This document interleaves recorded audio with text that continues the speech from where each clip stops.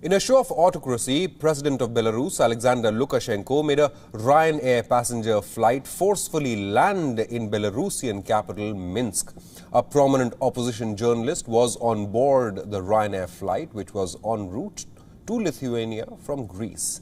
And the strongman president sent a fighter jet to intercept the plane traveling through the country's airspace. Belarusian authorities had flagged what turned out to be a false bomb alert to force the plane to land. The Ryanair plane carrying Roman Protasevich was headed from Athens to the Lithuanian capital.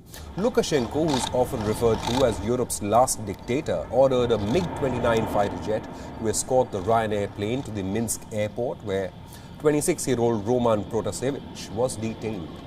A spokesperson for Lithuanian airports has told that the flight was redirected due to a conflict between a member of the crew and the passengers. Ryanair said the flight's crew had been notified by Belarus Air Traffic Control of a potential security threat on board and were instructed to divert to Minsk, which was the nearest airport.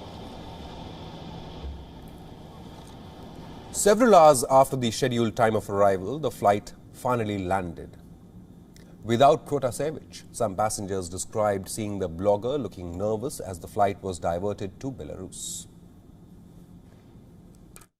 During, I think, 1 minute, he was like trying to negotiate with the steward, but nothing to do. But after that, I didn't find him scared or angry or something like that. Just a guy who assumed. Jisai nieko nesakė. Jisai tik atsisuko į žmonės, kurie klausė jo. Jisai atsisuko ir pasakė, kad jisai turi mirties nuosprendį.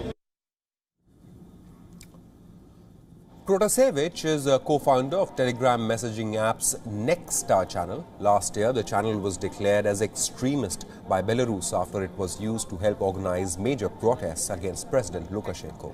Now, Protasevich fled Belarus for Poland in 2019 due to pressure from the authorities.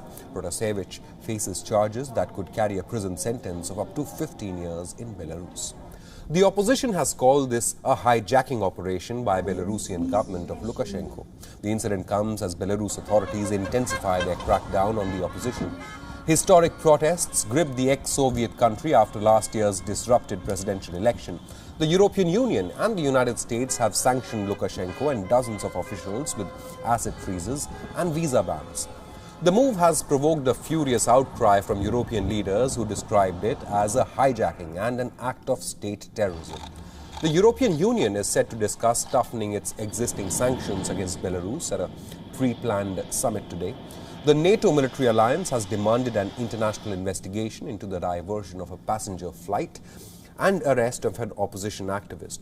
NATO Secretary General Jens Stoltenberg tweeted, "This is a serious and dangerous incident which requires international investigation," unquote.